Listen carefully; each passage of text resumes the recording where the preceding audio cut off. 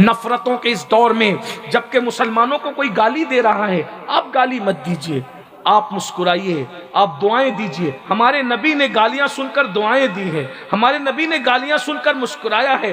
یہ بھی تو ظرف اپنے اندر پیدا کرو۔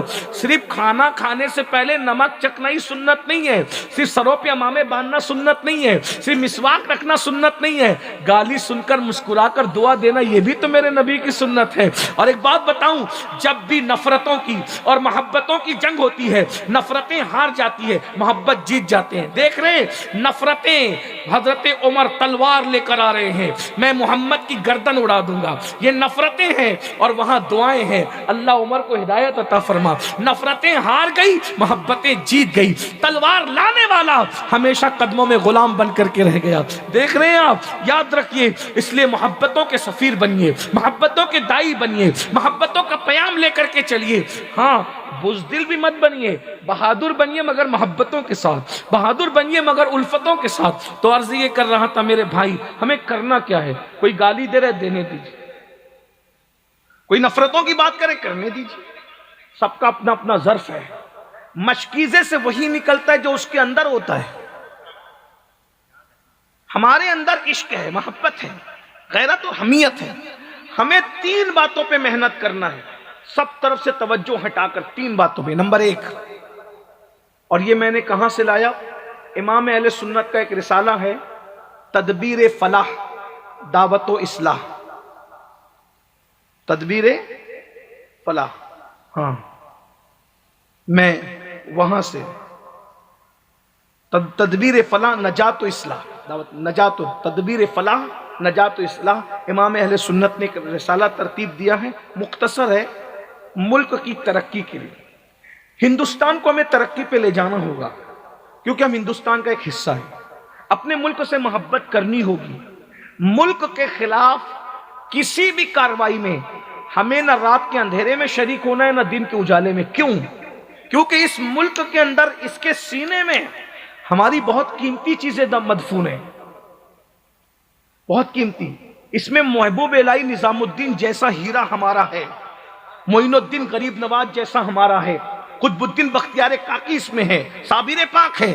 ہندوستان کی زمین سے غداری کرنا مزار صابر سے غداری ہے، محبوب الہی کے مزار سے غداری ہے، غریب نواز کے مزار سے غداری ہے، شیخ العالم کے مزار سے غداری ہے، وارث پاک کے مزار سے غداری ہے، مخدوم اشرف کے مزار سے غداری ہے۔ اور سنی کبھی ان آقاؤں کے مزار سے غداری نہیں کر سکتا، کیونکہ یہ ہمارے لیے اللہ کی بارگاہ میں عظیم وسیلہ ہے، تیرے غلاموں کا نقش قدم راہ خدا، وہ کیا بہک سکے جو یہ سراغ لے کے چلے۔ جب حضور مفتی اعظم کو پارٹیشن کے وقت لوگوں نے کہا ہندوستان چھوڑ کر کے نئے ملکوں میں چلیے، تو آپ نے فرمایا مجھے تو لے جا رہے ہو، رضا مسجد کو کہاں لے جاؤ گے؟ اعلیٰ حضرت کے مزار کو کہاں لے جاؤ گے؟ وہ اللہ اکبر، اندازہ فرمائیں۔ اور انہوں نے کہا میں جان بچانے کے لیے اپنے باپ کا مزار اغیار کے ہاتھوں چڑھانے کے لیے نہیں چھوڑ کر جاؤں گا، رضا مسجد کو چھوڑ کر نہیں جاؤں گا۔ انہوں نے کہا جیوں گا تو یہاں، مروں گا تو یہاں۔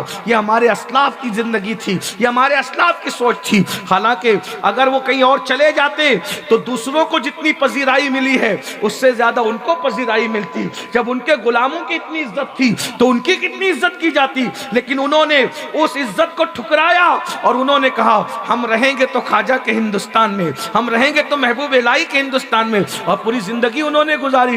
اس لیے میری گزارش ہے ہمیں ملک کی بقا کے لیے، ملک کی ترقی کے لیے ہر ممکن کوشش کرنا ہے جتنا ہمارا مذہب ہمیں ابھارتا ہے، لیکن اس میں ہمیں 3 باتوں کو مد نظر رکھنا ہے۔ نمبر 1، دیندار بنو، دیندار بنیے۔ پہلے نمبر پہ دیندار۔ اگر ملک کو ترقی پہ لے جانا ہے اور خود ترقی کرنا ہے، دیندار۔ دیندار بننے کا مطلب کیا؟ نمازوں کو ان کے وقتوں پہ پڑھیے۔ میں اشارے دے رہا ہوں، اب تفصیل ختم ہو گئی، ٹائم بھی ختم ہو گیا۔ نمازوں کو ان کے وقتوں پہ پڑھیے، نماز کے بغیر دینداری نہیں ہے۔ نمبر 2، سچ بولیے، بھائیوں کے بہنوں کے حقوق ادا کیجیے، امانت میں خیانت مت کیجیے، وعدہ کیجیے تو وفا کیجیے، بچوں کی اچھی تربیت کیجیے، بچوں کو ٹائم دیجیے، بچوں کو ٹائم دیجیے۔ بہنیں بھی موجود ہیں، میں انہیں سلام کرتا ہوں، اتنی دیر سے وہ کھڑے ہو کے سن رہی ہیں، ان کے جذبے کو سلام۔ بچوں کی تربیت کیجیے. پہلے ماں باپ مرتے تھے تو بچے یتیم ہوتے تھے، اب ماں باپ زندہ ہے تو بھی بچے یتیم ہیں. ماں باپ کے جیتے جی بچے یتیم ہیں. کیوں؟ ماں موبائل میں لگی ہے، باپ موبائل میں لگا ہے. بچے کی تربیت کون کرے گا بھائی؟ بچے کو ٹائم کون دے گا؟ یہ بکری کے بچے ہیں، یہ مرغی کے بچے چوزے ہیں کہ خود بخود پرورش پا جائیں گے. آخر بکری کا بچہ چند منٹ میں چلنے لگتا ہے، مرغی کا بچہ 1 منٹ میں چلنے لگتا ہے. انسان کا بچہ 2 سال تک کیوں نہیں چلتا؟ جو اللہ بکری کے بچے کو چلا دیتا ہے 4 منٹ میں، مرغی کے بچے کو چلا دیتا ہے 1 منٹ میں، چڑیا کے بچے کو چلا دیتا ہے چند منٹوں میں، آخر وہ اشرف المخلوقات کو 2 سال تک کیوں پڑا رکھتا ہے؟ کیوں نہیں چلاتا؟ اس لیے کہ بکری کا بچہ کھانے کے لیے پیدا ہوا، کھائے گا پیے گا دوسرے کام آئے گا مر جائے گا. مرغی کا بچہ کسی کے لیے ذبح ہو جائے گا، کھانے پینے کام آئے گا مر جائے گا. لیکن انسان اشرف المخلوقات ہے، قیادت کے لیے، سیادت کے لیے، امامت کے لیے، قوموں کو جو ہے وہ اپنے پیچھے چلانے کے لیے انسان پیدا ہوا ہے. تو وہ 2 سال تک پڑا رہے گا تو پڑے پڑے ماں کی گود کی وہ برکت اٹھائے گا، اور ماں اس کو دودھ پلائے گی تو اپنے سینے کے جذبات منتقل کرے گی، احساسات منتقل کرے گی، کردار منتقل کرے گی، عشق رسول منتقل کرے گی. کسی انگریز مفکر نے کہا تھا، ارے انگریزوں کی بات سنتے ہو کم سے کم اس کی تو سن لو. اس نے کہا تھا تم مجھے اچھی مائیں دو میں تمہیں اچھی قوم دوں گا. اچھی قوم اچھی ماؤں سے پیدا ہوتی ہے. یہ جو ٹیپو سلطان کا ذکر سنانا، ٹیپو سلطان، یہ میں اپنی بہنوں سے کہتا ہوں، جب سلطان نے اپنے بھائی کو انگریز کے پاس بھیجا تو آنے میں دیر ہو گئی تو لوگ کہنے لگے سلطان کا بھائی انگریزوں سے ہاتھ ملا لیا ہے اسی لیے آنے میں دیر ہو رہی ہے. سلطان گھر میں آئے، غصے میں ٹہلنے لگے، برداشت نہیں ہو رہا تھا. ماں ماں ہوتی ہے، سلطان ہو کہ عالم ہو کہ مفتی ہو کہ ولی ہو، سب بچہ بیٹا بچہ ہی ہوتا ہے. ماں نے بیٹے کو بے چین دیکھا، پوچھا سلطان بے چین ہو؟ کہا ماں تمہارے بیٹے نے میری عزت کو خاک میں ملا دیا. ماں بیٹھی تھی اٹھ کے کھڑی ہو گئی. کیا کہا تو نے؟ میرے بیٹے نے عزت خاک میں ملایا؟ کیا ہوا؟ کہا کہ لوگ کہتے ہیں انگریزوں کے ساتھ بات کرنے بھیجا تھا، دیر ہو گئی ہے، ایسا لگتا ہے ہاتھ ملا لیا، ملک کو بیچ دیا، ملک سے غداری کیا. ماں نے سلطان کی آنکھوں میں آنکھیں ڈال کے کہا سلطان میرے کردار پر سوالیہ نشان کھڑا کرنے کی کوشش نہ کرنا. اللہ کی عزت کی قسم میرا کوئی بیٹا نہ کبھی ملک کا غدار ہو سکتا ہے نہ کبھی مذہب کا غدار ہو سکتا ہے. یہ کہہ کے ماں نے منہ پھیر لیا. تھوڑی دیر کے بعد بھائی آیا اور اللہ اکبر اپنی وفاداری کا حق ادا کر کے آیا. تو سلطان ماں کے قدم پکڑ کے کہتے ہیں مجھ جیسا بادشاہ جو ہے اس کے قدموں میں تزلزل آ گیا، اس کے قدموں میں لڑکھڑاہٹ آ گئی. ماں تو گھر میں بیٹھ کے اتنے یقین سے کیسے کہہ رہی تھی کہ میرا بیٹا ملک اور مذہب کا غدار نہیں ہو سکتا؟ تو ماں نے کہا مجھے اپنے آپ پر نہیں، مجھے اللہ رسول پہ یقین ہے کہ میں نے جب بھی تجھے یا تیرے بھائی کو دودھ پلایا تو بے وضو نہیں پلایا بلکہ باوضو درود پڑھتے پڑھتے دودھ پلایا ہے. یہ باوضو درود کی برکت ہے. میرے بچے نہ کبھی ملک کے غدار ہو سکتے ہیں نہ کبھی مذہب کے غدار ہو سکتے ہیں. یاد رکھنا دینداری ضروری ہے. ماں کب تک سیریل دیکھ کر اپنے بچوں کو دودھ پلاؤ گی؟ کب تک فلمیں دیکھ کر اپنے بچوں کو دودھ پلاؤ گی؟ میری بہنوں آج چٹر زانی شرابی لڑکیوں کو بھگانے والے، لڑکیوں کو پاپ کی نظروں سے دیکھنے والے جو تمہارے بچے پیدا ہو رہے ہیں اس لیے کہ تم فلم دیکھ کر کے دودھ پلاؤ. فلموں میں تو بھاگنا جب بھاگتے بھگاتے ماحول میں بچے کو دودھ پلاؤ گی تو وہ بھاگنے بھگانے والا ہی بنے گا. برا مت ماننا، نشتر جو لگاتا ہے وہ دشمن نہیں ہوتا. کبھی درود پڑھ کر دودھ پلایا تم نے؟ تمہیں تو درود بھی نہیں یاد، اتنی ظالم ہو گئی ہو تم. برا مت ماننا، میں تمہارا چھوٹا بھائی اور اگر عمر میں بڑا ہوں تو بڑا بھائی ہوں. اپنی آخرت کو برباد، نبی نے جنت سمیٹ کر تمہارے قدموں میں رکھا اور ظالموں تم نبی کو بھول گئی. تمہیں تو لوگوں نے زندہ دفن کیا تھا، لوگوں نے تو تمہیں شوہر کے ساتھ زندہ جلایا تھا، لوگوں نے تو تمہیں نحوست کہا تھا. جس نے کہا تھا کہ جس کے گھر میں بیٹی پیدا ہو وہ باپ اور میں جنت میں اتنے قریب ہوں گے جیسے 2 انگلیاں قریب ہے. یہ میرے نبی تھے. حضور نے فرمایا میں بیٹیوں کا باپ بن کر کے آیا ہوں. بیٹیوں کو برا مت کہو. جب لوگ اپنی بیٹیوں کو اپنے ہاتھوں سے زندہ دفن کر کر رہے تھے، اس وقت تنہا میرا نبی تھا جو اپنی بیٹی کے لیے اٹھ کر کھڑے ہوتے تھے اور کہتے تھے فدا کے امی و ابی یا فاطمہ، فاطمہ تجھ پر میرے ماں باپ قربان ہو جائیں۔ اندازہ تو فرمائے یہ رسول اللہ نے ذہن دیا۔ میری بہنوں، درود پڑھ کے بچوں کو دودھ پلاؤ اور اپنے چھوٹے چھوٹے بچوں کو صحابہ کے قصے سناؤ، صحابیات کے قصے سناؤ، ولیوں کے قصے سناؤ، رسول اللہ کے معجزات سناؤ۔ ایک ماں، ارے کتا بلا ٹنکی پنکی پتہ نہیں کیا آٹون کارٹون کیا کیا بچوں کو سکھا رہے ہو، بچے آوارہ ہو رہے ہیں۔ بچوں کو دیندار بنانا ہے، ماں باپ یہ کام کر سکتے، ماں باپ یہ کام کر، بچوں کو ٹائم دو۔ اگر تم نے آج بچوں کو ٹائم نہیں دیا، میدان محشر میں اللہ کی بارگاہ میں پوچھ ہوگی۔ لوگ کہتے ٹائم نہیں ہے، ٹائم نہیں ہے، ان کی اصلاح کی تربیت کے لیے ٹائم دینا پڑے۔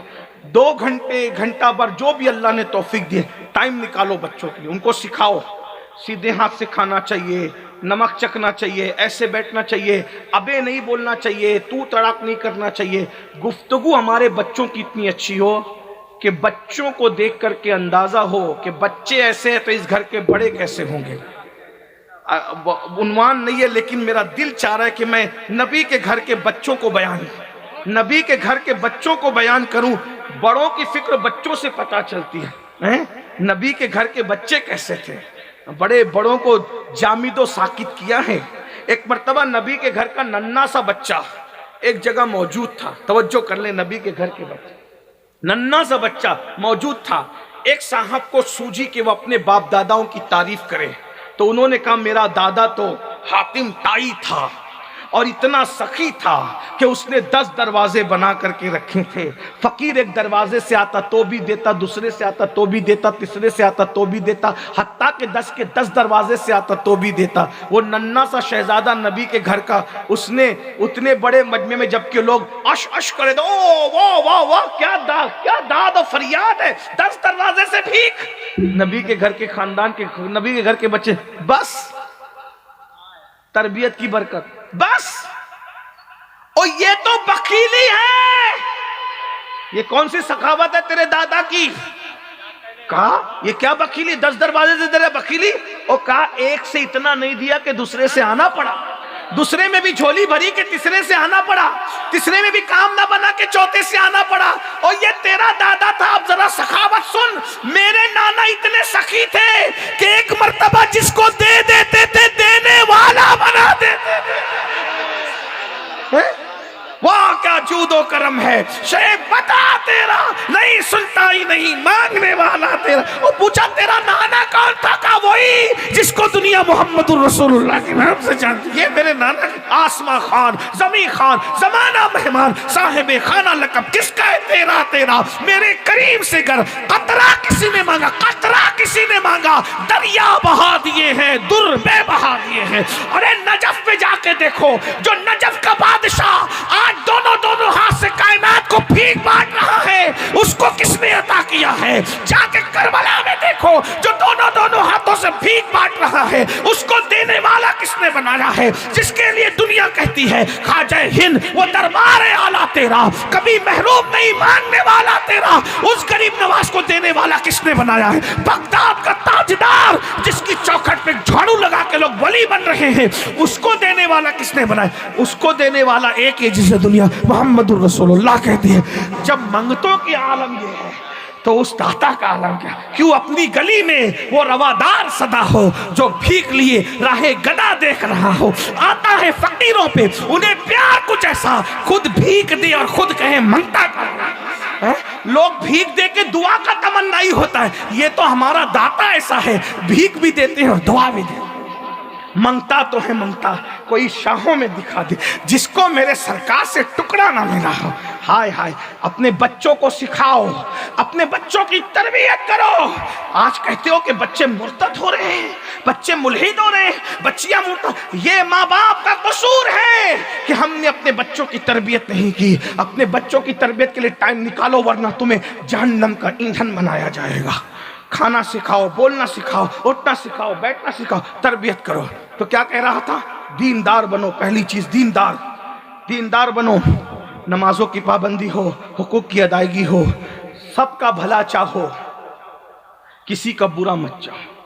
دیکھو، برا چاہنے سے اس لیے روک رہا ہوں جب میرے برا چاہنے سے اس کا برا ہوگا ہی نہیں تو میں اپنا وقت کیوں برباد کروں اس کے پیچھے؟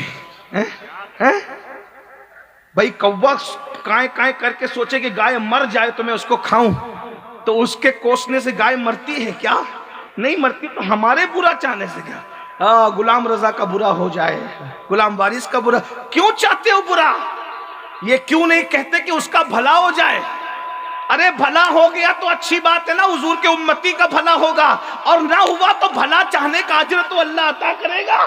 اور ایک بات بتا دوں، تم کسی کا بھلا چاہو گے تو اللہ تمہارا بھلا چاہے گا۔ میرے چاہنے سے کچھ ہو یا نہ ہو، اس کے چاہنے سے تو میرا بھلا ہو ہی جائے گا۔ اس لیے لوگوں کا بھلا، حسد مت کرو، مت حسد کرو، مت حسد کرو، نکلو حسد سے۔ آج اتنے گر چکے ہو کہ ایک دوسرے پہ کیس کرتے ہو، ایک دوسرے کو ستاتے ہو، ایک دوسرے کو پریشان کرتے ہو۔ اگر تمہارے دل میں کسی کے مسلمان کے لیے کینہ ہے، تمہارے سجدے سر کے اوپر نہیں جاتے، تمہاری دعائیں سر کے اوپر نہیں جاتی، تمہاری باتیں سر کے اوپر نہیں جاتی، محنت کرو، ہر سال عمرہ، ہر سال حج، 5 وقت کی نماز، تہجد، تلاوت، سر کے اوپر کچھ نہیں جا رہا ہے کیونکہ تیرے دل میں کسی مسلمان کے لیے کینہ ہے۔ اپنے دل کو یہ کینہ کیا ہے؟ کینہ بغض، یہ پاخانے کی گندگی سے بھی بدبودار ہے۔ پاخانے سے ناک دباتا ہے، اور جو دل کے اندر یہ گٹر اور سنڈاس بنا رکھا ہے، جملے تلخ لگے تو معاف کرنا۔ میں لوگوں کے گھر میں جاتا ہوں تو دیکھتا ہوں بیت الخلا سے خوشبو آ رہی ہے، اچھی بات ہے، اچھا ایسا ہے، لوگ بہت واش روم کو صاف رکھتے ہیں آج کل، اچھا رہے، اچھی بات ہونا چاہیے۔ لیکن مجھے افسوس ہوتا ہے جس باتھ روم میں پاخانہ کرنا ہے اس کو اتنا صاف کیا، اور جو دل اللہ کے انوار اور اس کی تجلیات اس کی نگاہ پڑنے کی جگہ ہے، اس دل کو پاخانے کی زیادہ گندا کر دیا۔ پاخانے کی جگہ صاف، اور رحمان جو دل اس کے جلوے بسنے والے، اس کو پاخانے سے بھی گندا کر دیا۔ کیسا مسلمان ہے تو؟ میرے بھائی، تم کسی سے بغض کر کے کسی کا کچھ نہیں بگاڑتے، اپنی بربادی کرتے۔ اور رسول اللہ فرماتے جو کسی کے لیے دل کو صاف رکھے گا، جس کا دل کینے سے محفوظ رہے گا، وہ مجھ محمد کے ساتھ بے حساب و کتاب جنت میں جائے گا۔ بس تو دیندار بنو۔ چلیں بات ہوگی، ورنہ بہت بڑا عنوان ہے یہ بھی دینداری کا۔ دینداری امامے کے پیچ و خم دیندار نہیں بناتے، جبوں کی ٹائٹ استریاں دیندار نہیں بناتی، ہاں، اور بڑی بڑی باتیں کرنا دیندار نہیں بنا۔ رسول اللہ کی سنتوں پر عمل کرنا آپ کو دیندار بناتا ہے۔ اب آپ کی مرضی، آپ کیا کرتے ہو، ٹھیک۔ نمبر 2، پہلی بات سن لیا، بھول گئے؟ پہلے کیا کرنا ہے؟ بولو بھائی کیا کرنا ہے؟ آپ تو ایسے بول رہے ہو کہ آپ کو میری بات سمجھ میں ہی نہیں آ رہی ہے۔ سمجھ میں آ رہی ہے نا؟ سمجھ میں آ رہی ہے کہ نہیں؟ تو بولو نا بھائی، پہلے کیا کرنا ہے؟ دیندار بننا ہے کہ نہیں بننا ہے؟ بولو بھائی بننا ہے نا انشاءاللہ۔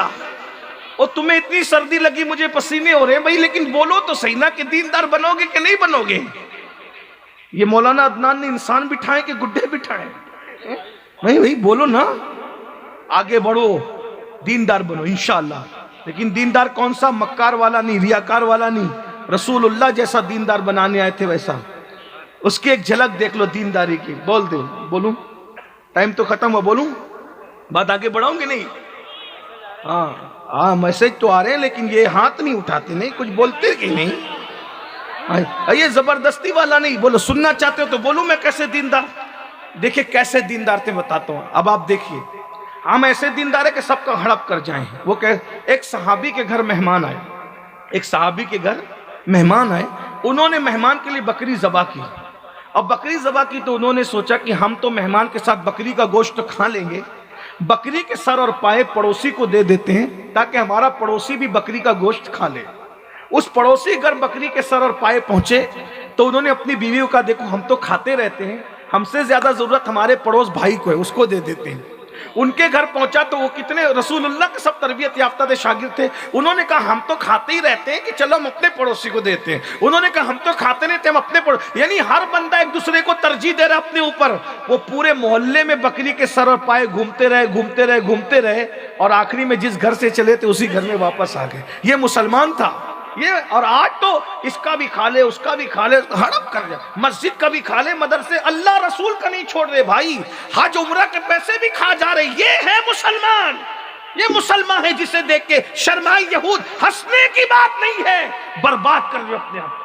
صرف نماز روزی داڑھی ٹوپی سے کوئی مسلمان نہیں بنتا، کردار اخلاق جیسا رسول اللہ بنانے۔ تو پہلی چیز دیندار بنو، دوسری چیز مالدار بنو۔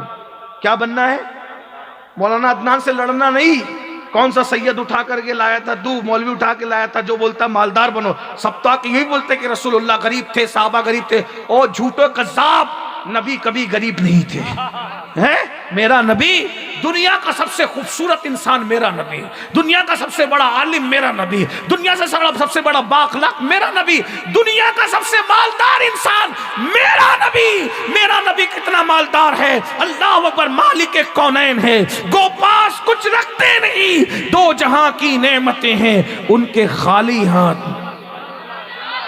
ایک صاحب کہنے لگے، اے سید، خالی ہاتھ میں بھی کوئی دو جہاں کی نعمتیں ہوتی ہے؟ یہ تیرے احمد رضا نے غلط کہا۔ میں نے کہا تو غلط سمجھا، ایک لفظ کے ایک ہی معنی ہوتے ہیں، تو کیا سمجھا؟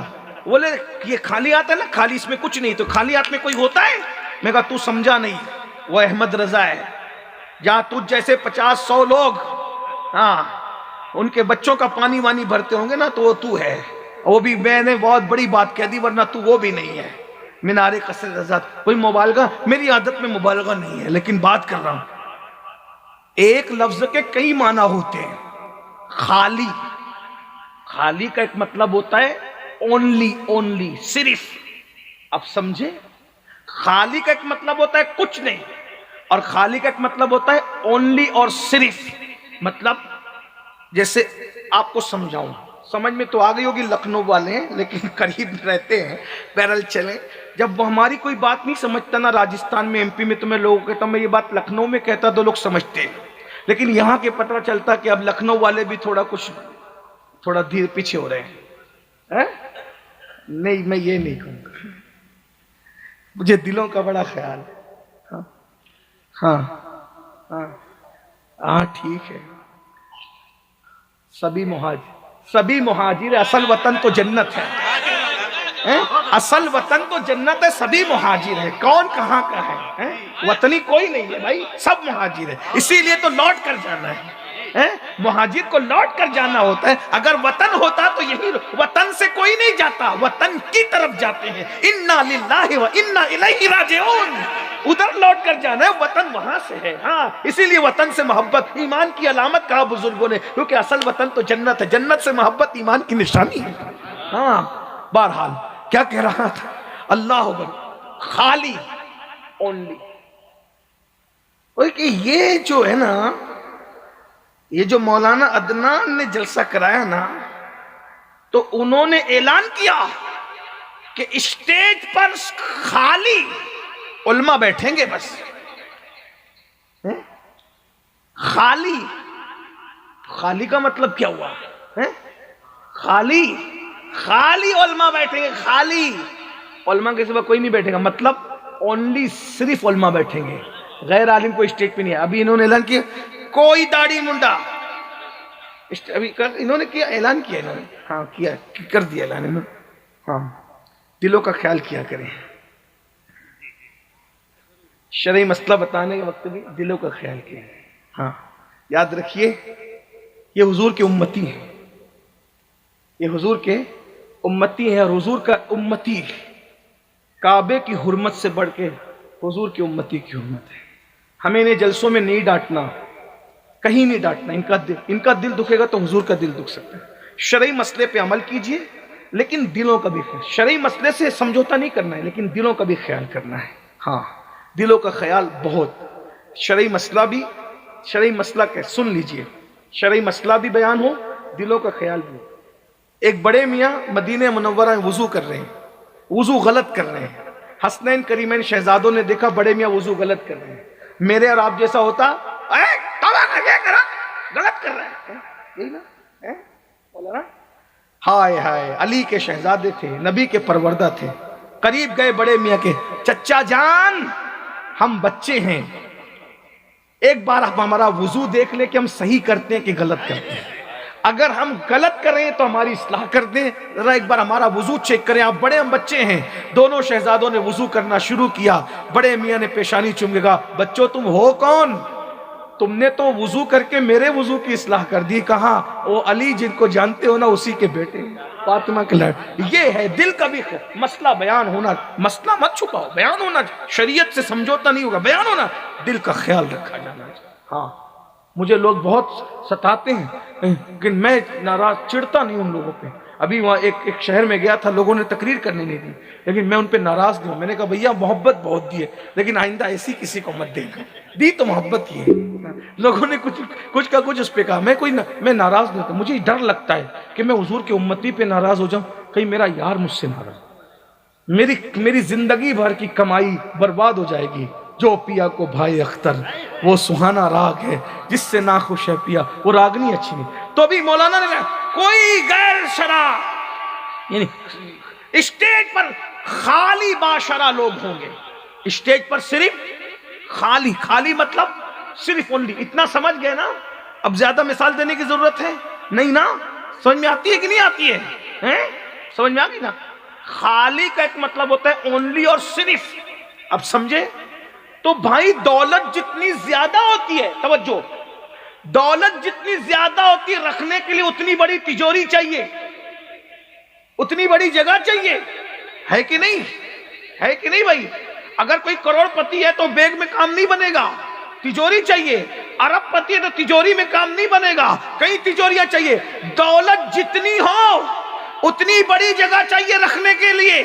لیکن یہ نبی کے ہاتھوں کا معجزہ ہے کہ دونوں جہان کی نعمتیں اکیلے مصطفیٰ جان رحمت نے اپنے ہاتھوں میں رکھا ہے. نہ یہ آدم کی شان ہے, نہ یہ موسیٰ کی شان ہے, نہ یہ خلیل کی شان ہے, یہ کسی کی شان نہیں ہے. یہ شان صرف مصطفیٰ جان رحمت کی ہے کہ دو جہاں کی نعمتیں ہیں ان کے خالی ہاتھ میں وہ اپنے ہاتھوں میں دو جہاں کی نعمتیں رکھتے ہیں. صرف انہی کے ہاتھ میں, اونلی انہی کے ہاتھ میں ہے. تو نبی اتنے مالدار تھے بھائی, جسے دیا, ابھی آپ نے سنا نا, جسے دیا دینے والا کون دیتا ہے, دینے کو منہ چاہیے, دینے والا ہے سچا. تو پہلے دیندار بنیے, مالدار, محنت سے کماؤ, حلال کماؤ, خوب مال کماؤ, مالدار ہو. غربت کبھی کبھی انسان کو کفر تک لے جاتی ہے. ایک بات بولوں, اتنے مالدار بن جاؤ کہ حکومت کو چندہ تم دو. حکومت سے مراد مت مانگو تم, اور تم نے کیا ہے, تم نے کیا ہے. آزادی کی جنگ میں سب سے بڑا چندہ جنہوں نے دیا ہے وہ لا الہ الا اللہ پڑھنے والے تھے. آپ کیا سمجھ رہے؟ تم چندہ مانگنے بعد میں بن گئے بھائی. انگریزوں کے آنے کے بعد تم چندہ مانگنے والی قوم بنے, ورنہ تم دینے والے لوگ. حضرت شیخ ابو الحسن خرقانی کا نام سنا ہے؟ محمود غزنوی ایک بادشاہ تھا, اس نے کہا کہ میری فوج کو تنخواہ دینے کے لیے پیسے نہیں ہیں. تو حضرت ابو الحسن خرقانی نے کہا مجھ سے قرضہ لے لو, آئیں گے تو دے دینا, نہیں آئیں گے تو میں تمہیں معاف کر دوں. صوفی قرضہ دے رہے بادشاہ کو, یہ اپنی تاریخ ہے. مالدار بنو. غوث پاک مالدار تھے, امام اعظم مالدار, ہمارے سب بزرگ. امام حضرت محبوب الہی تو اتنے مالدار تھے کہ ان کے گھوڑوں کی گلے میں جو چین اور زنجیر ہوتی تھی وہ سونے کی ہوتی تھی, سونے. یہ کہانی قصہ نہیں, چیک کریے. یہ پھٹیچر کب تک بنے رہو گے؟ کب تک لوگوں سے بھیک مانگو گے؟ جینس اور ٹی شرٹ اور بائک پہ ننگے نواب قلعے پہ گھر, کماتے نہیں ہو, ماں باپ کی روٹی روزی پہ پل رہے ہو, دوسروں پہ پل. چھوٹا کاروبار کرو, خود کرو. آج کل کے نوجوان چھوکرے کمانا ہی نہیں چاہتے, ایسے رکامے پھرتے رہتے. محنت کرو, کماؤ, باپ کے مال پہ پلنے والوں, دوسروں پہ بوجھ بننے کی بجائے دوسروں کا بوجھ اٹھانے کی کوشش کرو. رسول اللہ نے 12 سال کی عمر میں جو پہلا سفر ملک شام کی طرف کیا ہے وہ سفر تجارت ہے. دوسرا سفر 25 سال کی عمر میں کیا, وہ سفر تجارت ہے. نبی نے تو تجارت کا سفر کیا اور تم کاروبار کرنا ہی نہیں چاہتے. اور کچھ نوجوان چھوکرے ایسے, وہ سوچتے پہلے ہی دن سے میں شو روم کھول لوں. نہیں, چھوٹے سے ترقی ہوتی ہے. چھوٹا کاروبار شروع کرو, اللہ دھیرے دھیرے بڑھائے گا. محنت کرو, کوشش کرو, مال کماؤ. اور اگر خود اتنے مالدار باپ کے بیٹے تو دوسروں کے لیے بھی تو کماؤ نا. خود اپنے لیے کمانا کیا ضروری ہے؟ غربت کبھی کبھی انسان کو کفر تک لے جاتی ہے. اس لیے اگر جینا ہے لوگوں کے سامنے سر اٹھا کے مالدار بن کے جیو. یہ امام حسن امام حسین کا جو ذکر سنتے ہو، یہ کتنے مالدار لوگ تھے، ایک ایک بھکاری کو ایک ایک وقت میں 50-50 ہزار دے دیتے تھے۔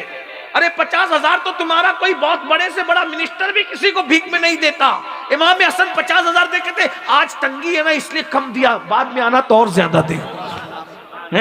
یہ وہ لوگ تھے، غریب لوگ یہ کریں گے؟ غریب امام حسن مالدار، امام حسین مالدار، مولا علی مالدار، صدیق اکبر مالدار، فاروق اعظم سبھی مالدار۔ ارے یہ مالداروں کا ہاں کچھ لوگ غریب ضرور ہوئے ہیں، اسی لیے ہمارے یہاں زکوٰۃ 2.5% ہے، 2.5% زکوٰۃ دینے والوں کا مذہب ہے۔ اور دیندار بنو، مالدار بنو۔ اور آخری بات، تیسرا پوائنٹ، ایجوکیشن پہ محنت کرو، تعلیم پہ محنت، خوب محنت کرو۔ اپنے بچوں کو، بچیوں کو کم سے کم ہر بچہ بچی گریجویٹ ہونا چاہیے دنیاوی تعلیم میں، اور مذہبی تعلیم اتنی ہو کہ گھر میں بچہ پیدا ہو تو اذان بھی خود ہی دو، اور باپ مر جائے تو اس کا جنازہ بھی خود ہی پڑھاؤ۔ اتنا علم ہونا چاہیے۔ تم تو فاتحہ دینے کے لیے بھی کسی کا انتظار کرتے ہو، فاتحہ دیں گے، اب تو اور گھروں میں فاتحہ ہی بند ہوگی، کوئی دینے والا نہیں۔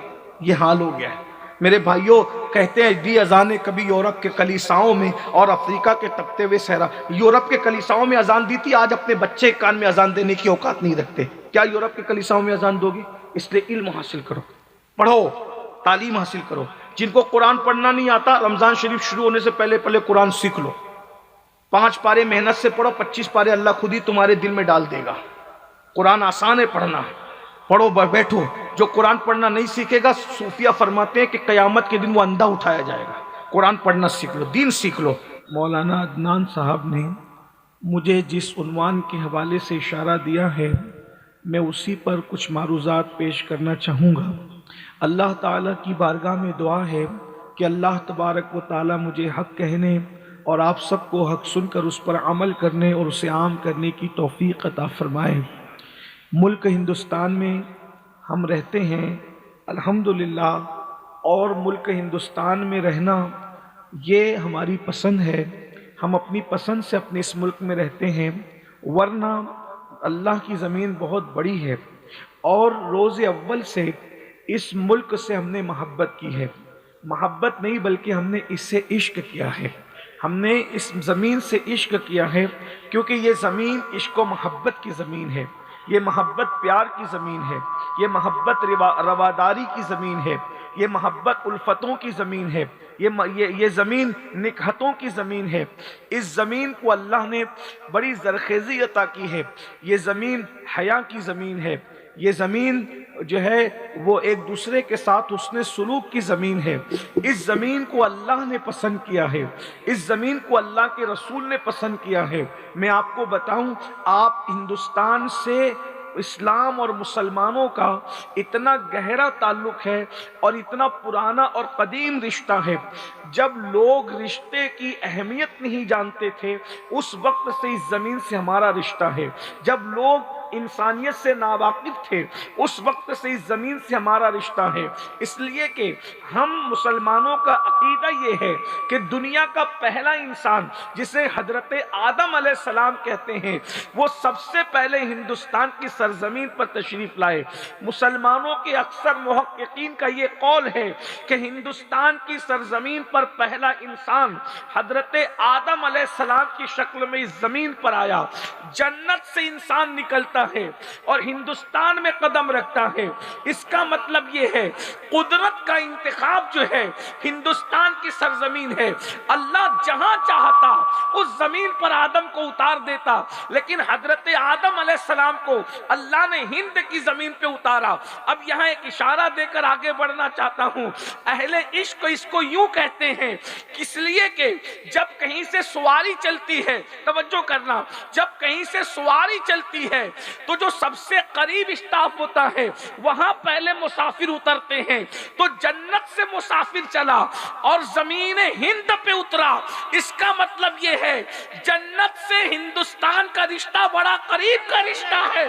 اللہ کے رسول صلی اللہ علیہ وآلہ وسلم نے ارشاد فرمایا، اس لیے کہ جنت میں ہر نمازی جائے یہ ضروری نہیں ہے، جنت میں ہر روزے دار جائے یہ ضروری نہیں ہے، جنت میں ہر حاجی جائے یہ ضروری نہیں ہے، جنت میں ہر عالم جائے یہ ضروری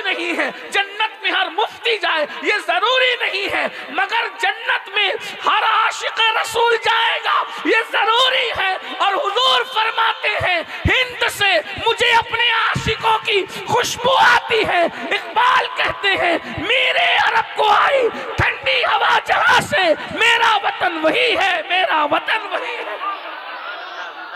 ہندوستان کی سرزمین، حضرت آدم علیہ السلام زمین پر آئے تو سب سے پہلے نور محمدی کی زیارت جس زمین کے ٹکڑے نے کیا، کیونکہ آدم علیہ السلام اپنی پیشانی میں نور محمدی لے کر آئے تھے، تو سب سے پہلے روئے زمین کے جس ٹکڑے نے نور مصطفیٰ کو دیکھا ہے پیشانی آدم میں، وہ ہندوستان کی سرزمین ہے۔ غور فرمائیے گا، پھر آدم علیہ السلام کی جب توبہ قبول، جب آدم علیہ السلام زمین پہ تشریف لائے تو آپ نے یہاں وحشت دیکھی، اندھیرا اندھیرا دیکھا، تو اندھیرے میں دل نہیں لگتا تھا کیونکہ جنت میں اجالا تھا، تو اللہ نے حضرت جبریل سے فرمایا کہ جاؤ آدم کے قریب کھڑے ہو کر اذان پڑھو۔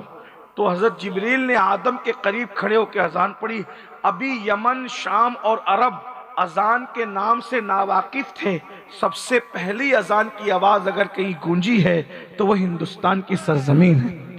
اندازہ فرمائے یہ ہند کی زمین ہے، ہندوستان کی زمین بڑی قیمتی زمین ہے، اور اللہ کی نگاہ میں بھی یہ زمین منتخب ہے، رسول اللہ کی نگاہ میں بھی یہ زمین منتخب ہے۔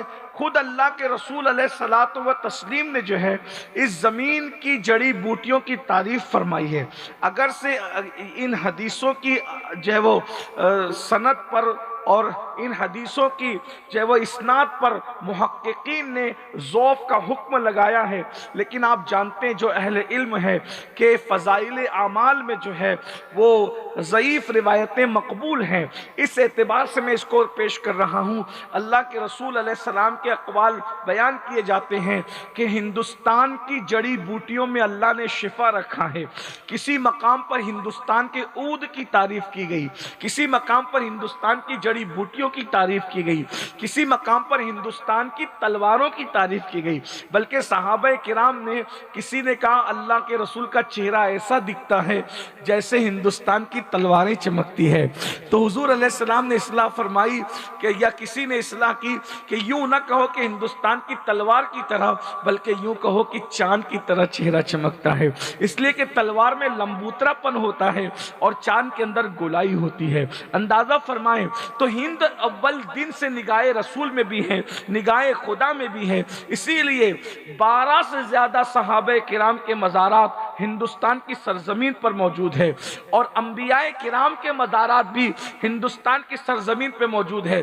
تقریباً 150 کتابوں کے اندر یہ بات لکھی ہوئی ہے کہ اللہ اکبر، حضرت آدم علیہ السلام کے حقیقی سگے بیٹے یعنی بالکل قریب کے بیٹے حضرت سیدنا شیس علیہ السلام کا مزار ہندوستان کی سرزمین پر ہے۔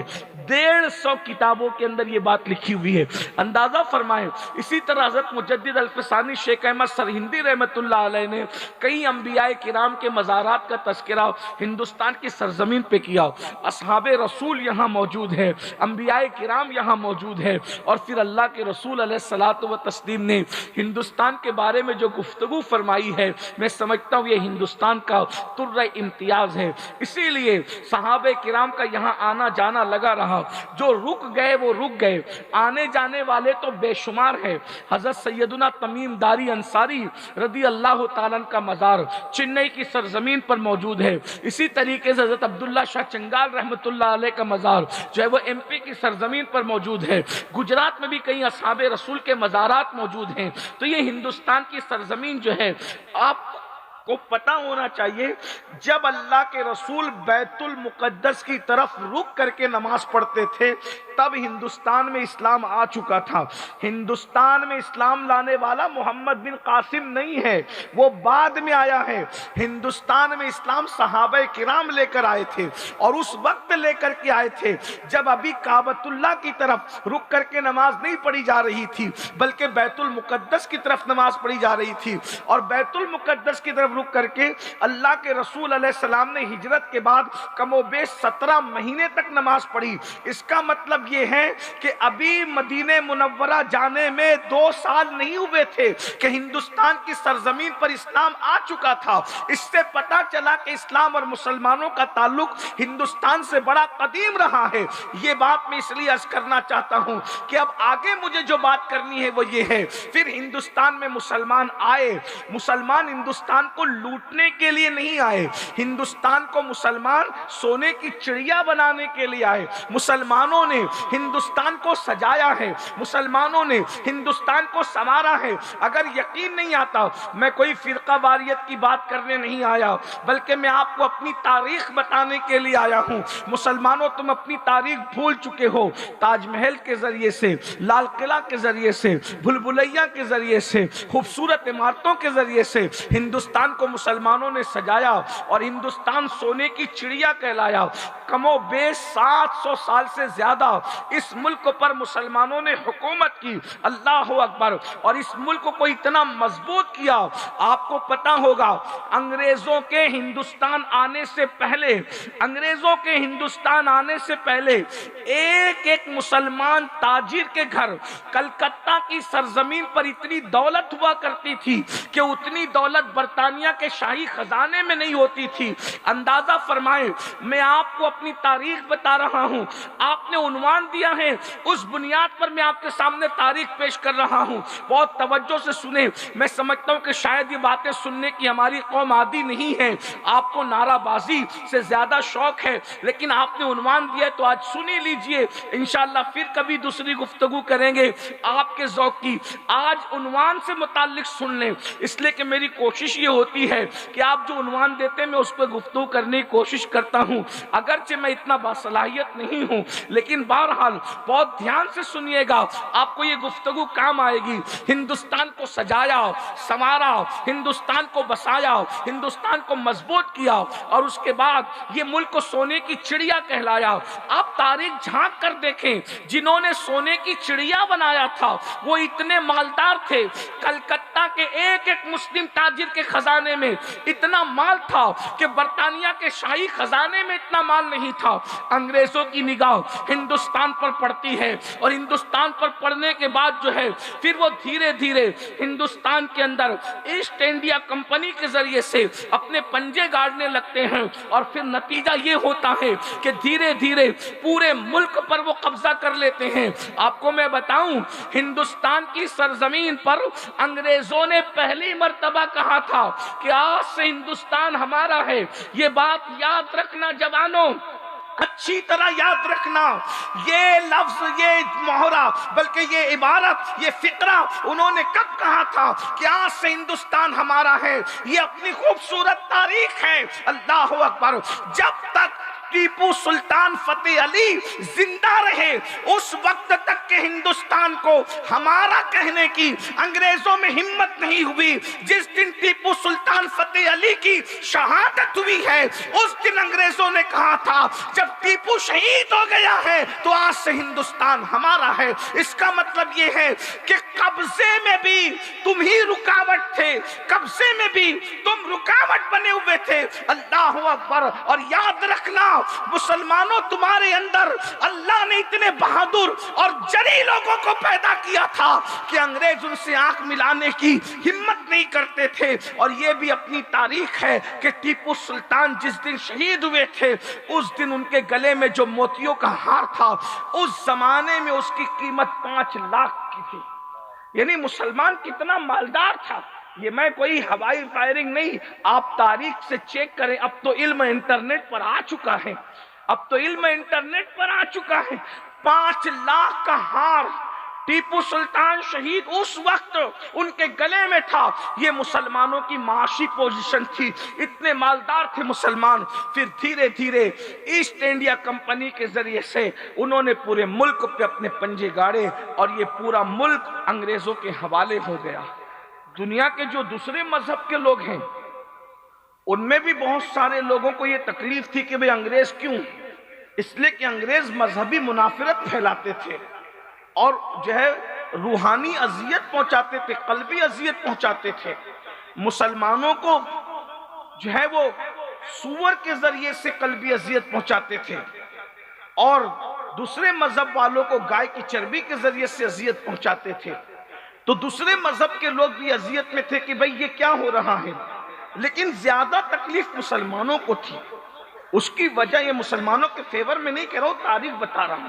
مسلمانوں کو زیادہ تکلیف اس لیے تھی کہ ان کے ہاتھ سے ملک گیا تھا، بادشاہت تو مسلمانوں کی تھی نا، تو مسلمانوں کے ہاتھ سے ملک گیا تھا، اس لیے مسلمانوں کو تکلیف زیادہ تھی۔ اور چونکہ اللہ اکبر اس ملک میں مسلمان جو علماء تھے، کیونکہ علماء کی بڑی تعداد تھی، وہ یہ محسوس کر رہے تھے کہ انگریز مذہبیت کی ایسی جو ہے وہ تعصب چلا کر کے لادینیت یا عیسائیت کو لانچ کرنا چاہتا ہے، تو وہ اپنے ملک اور اپنے ایمان کو بچانے کے لیے کوشش کر رہے تھے۔ اس سلسلے میں علماء نے 1857 میں پہلی مرتبہ کوشش کی۔ پہلی مرتبہ کوشش یہ تھی کہ دلی کی جامع مسجد میں جمعہ کی نماز کے بعد انگریزوں کے خلاف جہاد کا فتویٰ پڑھا گیا کہ انگریزوں کو ملک سے نکالا جائے اور انگریزوں سے جنگ کی جائے اور انگریزوں کا خاتمہ کیا جائے۔ آپ کو پتہ ہونا چاہیے، اللہ اکبر، 1857 میں دلی کی جامع مسجد میں جمعہ کے دن ہزاروں لوگوں کے سامنے جو انگریزوں کے خلاف فتویٰ پڑھا گیا، اس فتویٰ پڑھنے والی ہستی کو دنیا آج بھول چکی ہے، آج فراموش کر چکی ہے۔ وہ کون تھا جس نے انگریزوں کے خلاف جنگ اور جدال کا فتویٰ پڑھا تھا؟ اس ہستی کو دنیا علامہ فضل خیر آبادی کے نام سے جانتی اور پہچانتی ہے۔ آپ جانتے ہیں اس کے بعد ادھر علامہ فضل خیر آبادی نے دلی کے اندر مورچہ سنبھالا، ادھر مفتی صدر الدین آزردہ، ادھر مولانا کفایت علی کافی مراد آبادی، ادھر مولانا فیض احمد عثمانی بدایونی۔ اس طریقے سے ہمارے علماء، اللہ اکبر، ہمیں 1947 میں جو ہیرو تھے وہ یاد ہے، لیکن 1857 میں جنہوں نے پہلی اینٹ رکھی تھی، پہلی اینٹ آزادی کی، ہم اس کو بھول چکے ہیں۔ آج ہمیں انہیں یاد کرنا ہوگا۔ ایک آزادی کا معاملہ بالکل جب تک 1857 کو ڈسکس نہیں کرو گے، ہندوستان کی آزادی کی داستان پوری نہیں ہو سکتی۔ بالکل اسی طرح سے ایک کسان تھا، کسان نے کھیت کو صاف کیا، صاف کرنے کے بعد ہل چلایا، ہل چلانے کے بعد بیج ڈالا، بیج ڈالنے کے بعد حادثے میں اس کا انتقال ہو گیا۔ انتقال کے بعد اس کے بچے کو کسی نے کہا کھیت میں پانی دو، بس کھیت میں پانی دیا، چند مہینوں کے بعد فصل لہلہانے لگی، تو بچہ کہنے لگا ارے ابا اتنی محنت کر کے گئے، کچھ نہیں ہوا، ہم نے صرف پانی ڈالا اور فصل آ گئی۔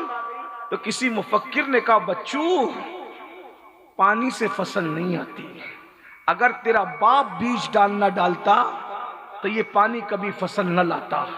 بالکل ہندوستان کی آزادی کے دو ادوار ہیں، ایک وہ تحریک جو آزادی کے قریب چلی ہے، جس کو سب یاد رکھتے ہیں کہ آزاد کرایا، لیکن 1857 کو کیسے بھول سکتے ہو؟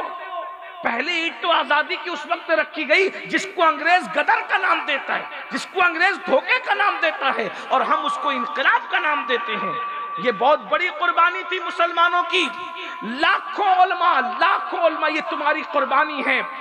دوسرے مذہب کے لوگوں نے بھی کام کیا، لیکن چونکہ میرا عنوان مسلمانوں کی قربانی ہے اس لیے میں مسلمانوں کا ذکر کر رہا ہوں۔ میرے بھائیوں، اس ملک کو آزاد کرانے میں تمہارے علماء کی کتنی بڑی قربانی تھی۔ دلی سے لے کے لاہور تک جتنے درخت تھے، ہر درخت پہ عالم لٹکا ہوا تھا پھانسی پر۔ کتنی بڑی تعداد میں علماء نے جام شہادت نوش کیا ہے، اور اللہ اکبر، جو پبلک ہے اس کی تعداد تو لاکھوں میں ہے۔ اور کس طرح اذیت دی گئی، آج یہ اس اذیت کو ذرا سنیے تاکہ آپ کو پتا چلے۔ ہماری قوم تو اب اپنی تاریخ بھی نہیں پڑھنا چاہتی، رسول اللہ کی سیرت بھی نہیں پڑھنا چاہتی، اپنے بزرگوں کی زندگی بھی نہیں پڑھنا چاہتی۔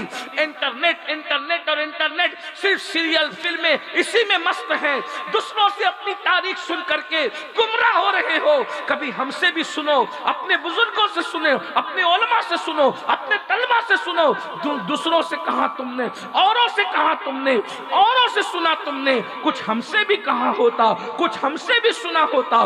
اپنی تاریخ اپنوں سے سنو، توجہ سے سنو میرے بھائیوں، اللہ اکبر۔ 1857 کے انقلاب کے بعد جب دھوکہ ہوا اور مسلمانوں کو شکست ہوئی تو انگریزوں نے اس کا بدلہ کس طریقے سے لیا؟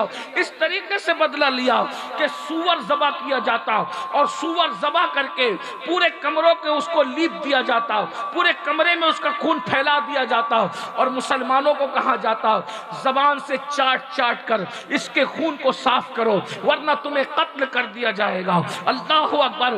اندازہ فرمائیں کیا کسی مسلمان کو جب زبان سے وہ خون چاٹنا پڑتا ہوگا تو اس کی روحانی اذیت کا عالم کیا ہوتا ہوگا، اس کی قلبی اذیت کا عالم کیا ہوتا ہوگا۔ اس کے بعد اس کو سور کے چمڑے میں لپیٹ کر کے سزا دی جاتی تھی۔ یہ مسلمانوں نے تکلیفیں اٹھائی ہیں، جائیدادیں ضبط کی جاتی تھی، کھیتیاں ہڑپ کر لی جاتی تھی، منصب چھین لیے جاتے تھے۔